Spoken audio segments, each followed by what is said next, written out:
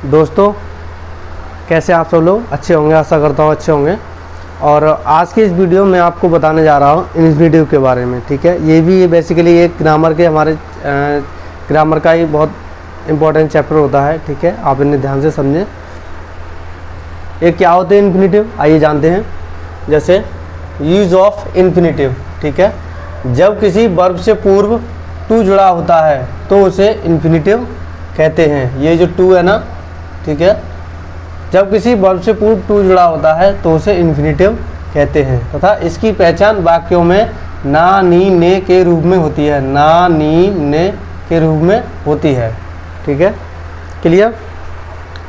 मान लीजिए जैसे कोई वाक्य है, जैसे मैं सोने वाला हूँ, तुम जाना चाहते हो, राम आने वाला है, ठीक है, वह जाने वाला है। इनमें जो भी वाक्य हैं ना, नी, ने, ठीक है, जिन वाक्यों में ना, नी, ने का प्रयोग होता है उनमें इन्फिनेटिव होता है। और बेसिकली वर्ब की फर्स्ट फॉर्म से पूर्व टू लगाकर इन्फिनेटिव बनता है। मैंने आपको एक चैप्टर में इजमार का प्रयोग बताया था, उसके बाद वर्ब के ऊपर भी एक वीडियो बनाया था। ठीक है, अगर न देखा हो तो आप देख लें।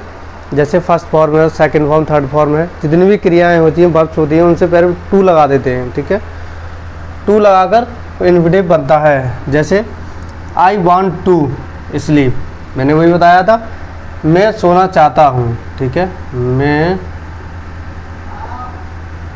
सोना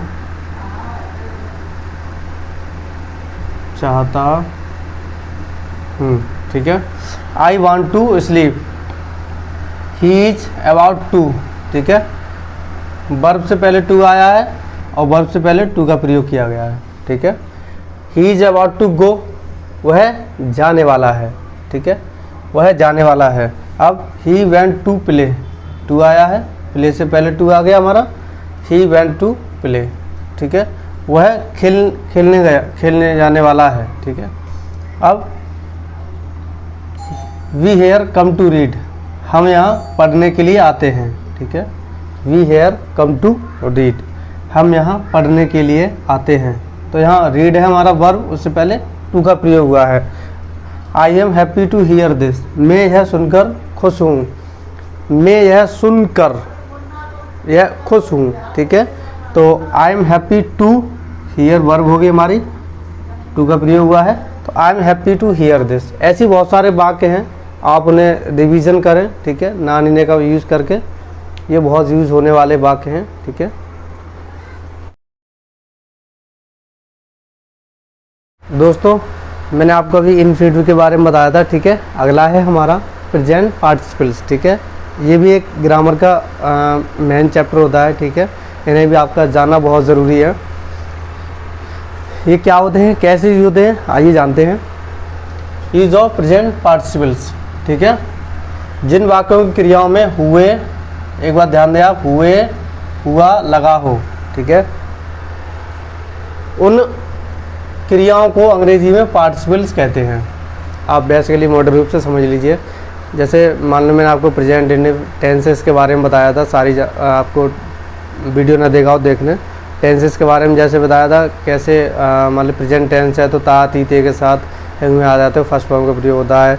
वैसे ही इसमें है क्रियाओं में हुआ, इसमें उसमें वाक्य के अंत में आता था, लेकिन इसमें क्रियाओं में आप ध्यान दें, जो सेंटेंस हमारे टेंसेस थे, सेंटेंसेस मैंने आपको बताए थे, उनमें क्या होता है कि क्रियाओं के अंत में आता है। ठीक है, वाक्यों की क्रियाओं, इसमें वाक्यों की क्रियाओं में हुए, हुआ, हुई, लगा हो, ठीक है, उन क्रियाओं को अंग्रेजी में पार्टिसिपल्स कहते हैं। ठीक है, अब हुआ शब्द आने पर यदि कार्य का जारी रहना, इसको कैसे यूज़ करते हैं, हुआ शब्द आने पर यदि कार्य का जारी रहना प्रकट हो तो जिस क्रिया के आगे हुआ लगा है, आप समझिए एक बार, हुआ शब्द आने पर यदि कार्य का जारी रहना प्रकट हो तो जिस क्रिया के आगे हुआ लगा है उसमें आईएनजी लगाते हैं।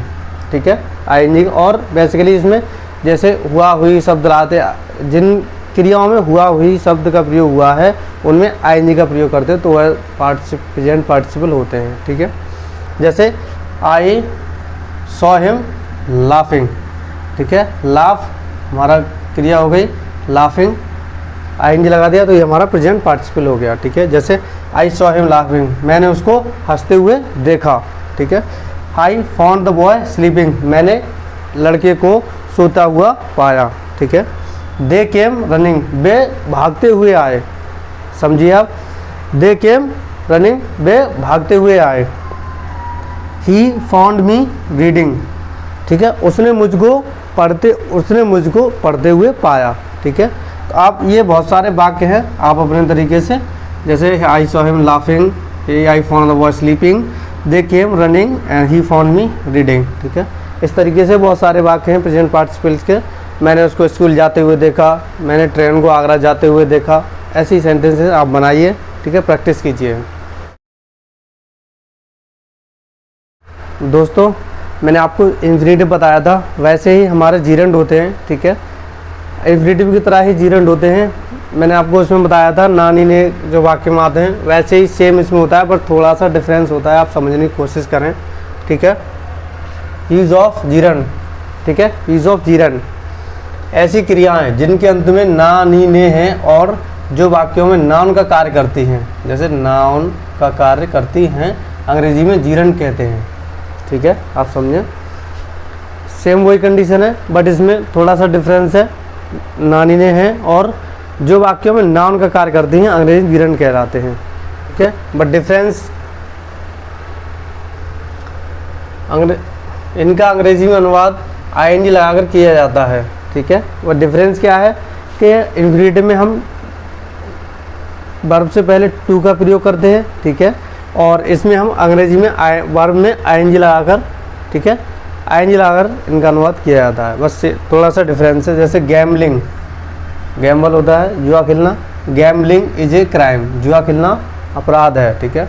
आई लाइक रीडिंग, मैं पढ़ना पसंद करता हूँ, ठीक है, तो आई लाइक रीडिंग, ठीक है, रीडिंग हो गया। आई फॉन्ड ऑफ प्लेइंग, मैं खेलने का शौकीन हूँ, ठीक है, I am fond of playing, ठीक है। Running is a good exercise, दौड़ना एक अच्छा व्यायाम है, ठीक है, तो वैसे ही running is a good exercise, ठीक है। आशा करता हूँ समझ में आ गया होगा आपके में, ठीक है। और भी सेंटेंसेस हैं दोस्तों, अगर आपको वीडियो अच्छा लगा हो तो कृपया लाइक और सब्सक्राइब जरूर कर दें, ठीक है। Thank you.